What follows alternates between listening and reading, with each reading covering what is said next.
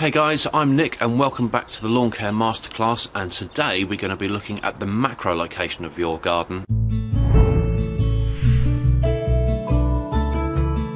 Right, so last time we were looking at the micro location of the garden and how everything in and around your garden will affect how your lawn might grow.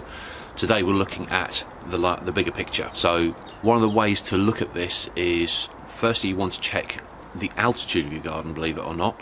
Now if you get Commander Compass Pro, you can get that for free, and it'll look something like this, and what it will show you in the top corner, just there, is your altitude. Now for most gardens this won't massively affect how your lawn will react unless you've got massive extremes of extremely high altitude or very low altitude.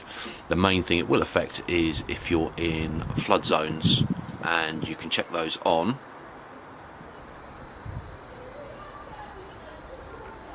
The other thing you can do is check out an app called My Soil. I'll put a link to that in the description below as well, and there it can show you details of the sub-base under your garden and how that might affect what happens in your garden. So what you might get is something that looks like this, and then once you've found your area on the map, then you click on it and it'll give you information like this.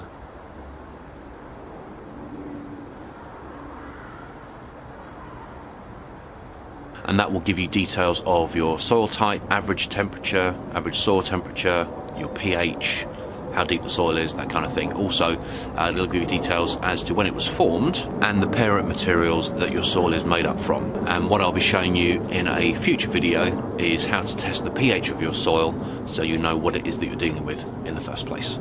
Thank you. Cheers guys, thanks for watching, really appreciate your time. If you haven't yet subscribed, make sure to click the bell icon when you do. In the meantime, I've got a couple of videos for you, one just for you and our latest upload. See you soon.